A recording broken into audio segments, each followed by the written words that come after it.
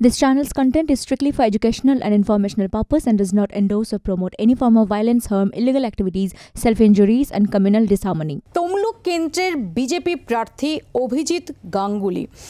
অভিজিৎ বাবু, মৌপিয়া জি 24 ঘন্টা স্টুডিও থেকে আপনাকে স্বাগত জানাচ্ছি। আজ সারাদিনের অভিজ্ঞতা কি রকম? নমস্কার। মোটের ওপর ভালোই, কিন্তু আমি খুব একটা সন্তুষ্ট নই, কারণ আমি পুলিশের ভূমিকায় অত্যন্ত ক্ষুব্ধ এবং ক্রুদ্ধ। পুলিশ যেভাবে মমতা ব্যানার্জির এবং একটা এক্সট্রা কনস্টিটিউশনাল পাওয়ার সেন্টার তৈরি হয়েছে অভিষেক বন্দ্যোপাধ্যায় তাদের দালাল হিসেবে কাজ করেছে,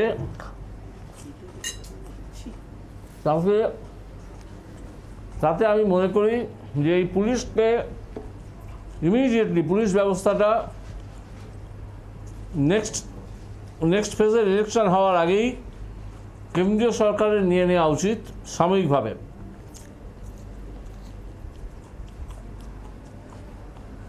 সেটার কোনো সাংবিধানিক প্রভিশন রয়েছে নাকি? তৃণমূলকে ফেরত দেওয়া হবে না রাজ্যপাল?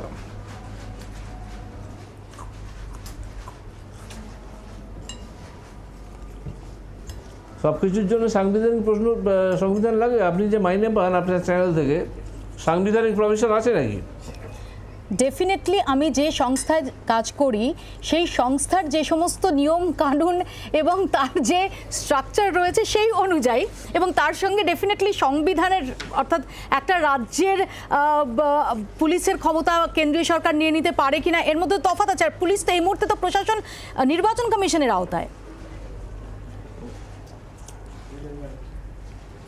খুব ভুল ধারণা, খুব ভুল ধারণা। এই ভুল ধারণা নিয়ে সাংবাদিকতা করবেন না। আমি ডেফিনেটলি আপনি যখন সাজেশন দিয়েছেন আমি বিকল্প পেশার চেষ্টা করব, যদি আপনি একটু বুঝিয়ে দেন যে এক্স্যাক্টলি কিভাবে এই মুহূর্তে রাজ্যের প্রশাসন সেটা কেন্দ্রীয় সরকার নিয়ে নিতে পারে। হ্যাঁ, তাই করুন। কি জানেন আপনি সংবিধান সম্বন্ধে? জানি না তো, আমি তো আপনার কাছে জানতে চাইছি। সম্বন্ধে যদি আমি আপনাকে জিজ্ঞেস করি, হ্যাঁ জানতে চাইছেন যখন, তখন লয় ভর্তি হয়ে যান। আমি কোনো অ্যাডাল্ট এডুকেশন সেন্টার খুলিনি।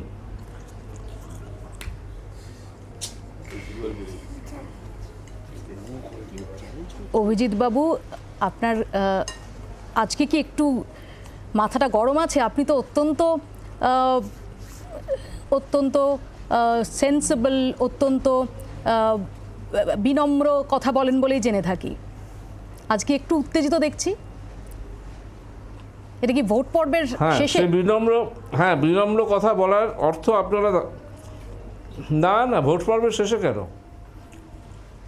আপনারা যেটা ধরে নেন এই বিনম্রভাবে কথা বলার অর্থ যে আপনারা যেরকম সেরকমভাবে ভাইপোর চামচাগিরি করবেন আর আমরা মাথা ঠান্ডা করে উত্তর দিয়ে যাব, এটা ভাববেন না। অভিজিৎ বাবু, আপনাকে শ্রদ্ধার সঙ্গে বলি, যদি প্রশ্ন করাটা চামচাগিরি হিসেবে অভিহিত হয় যে কারো, তাতে এতটুকু দ্বিধাবোধ করি না। যে প্রশ্নটা মনে করি করা দরকার সে প্রশ্নটা করি, এবং যে প্রশ্ন করে আসছি এত বছর ধরে। অভিজিৎ বাবু, কি করে করবেন আপনারা? তো কি করে দ্বিধাবোধ করবেন? আপনারা তো তাদের পেড স্টাফ, কি করে দ্বিধাবোধ করবেন? অভিজিৎ বাবু বোধহয় একটু, অভিজিৎ বাবু আমার অনুরোধ, জি নেটওয়ার্ক সম্পর্কে আপনি বোধহয় জানেন না। জি নেটওয়ার্ক দেশের প্রাচীনতম নিউজ নেটওয়ার্ক। সেই নেটওয়ার্কের একজন প্রতিনিধি হিসেবে যদি কিছু বলেন এবং একজন সাংবাদিক হিসেবে যদি কিছু বলেন, আপনি যেহেতু একজন অবসরপ্রাপ্ত বিচারপতি, আপনি নিশ্চয়ই জানবেন যে প্রমাণ হাতে রেখে বলাটা খুব জরুরি। যদিও আপনি এই মুহূর্তে আমার শোতে অতিথি, আমি মাত্রা ছাড়াবো না, কারণ আমার এই সাংবাদিক জীবন এবং সাংবাদিক সত্তা আমাকে কুল মেনটেন করার শিক্ষা দেয়। কিন্তু আমার এখানেই আপনার কাছে প্রশ্ন, যে প্রতি মুহূর্তেই মাত্রা ছাড়িয়ে থাকেন,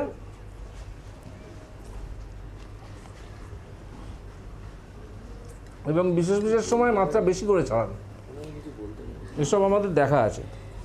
আরেকবার বলুন অভিজিৎ বাবু। আপনি যদি শুনতে না পেয়ে থাকেন, সেটা আপনার প্রবলেম আমার নয়। অভিজিৎ বাবু, আপনাকেও বুঝতে হবে, আপনি কিন্তু এই মুহূর্তে বিচারপতি নন, আপনি জনতার দরবারে একজন প্রার্থী। আপনাকে প্রশ্ন ফেস করার যে পেশেন্স সেটা রাখতে হবে। আপনি যখন বিচারপতি ছিলেন তখন সংবাদ মাধ্যমের কোনো প্রশ্ন আপনাকে ছুঁতে পারতো না, তো এখন আপনি আর মাই লর্ড নন, এখন জনগণ মাই লর্ড, এখন সাংবাদিক মাই লর্ড, সাংবাদিক জনগণের প্রশ্ন করবে। জনগণ মাই লর্ড, সাংবাদিক সেই মাই লর্ডের প্রশ্ন করবে। করতে থাকুন,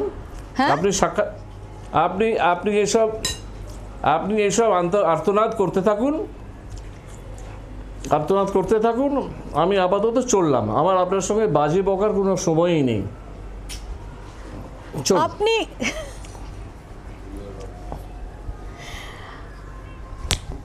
আপনি বিজেপির একজন প্রার্থী লোকসভার, আপনি প্রশ্ন শোনার এবং উত্তর দেওয়ার ধৈর্য সেটা রাখতে পারলেন না।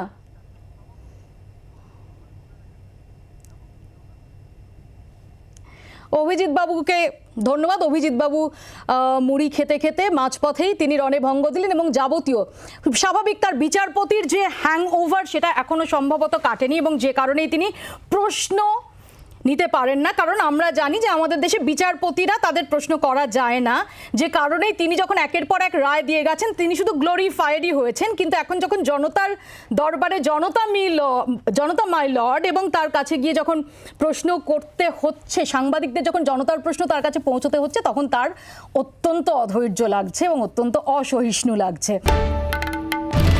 বাংলার আওয়াজ, বাঙালির আবেগ, জি 24 ঘন্টা।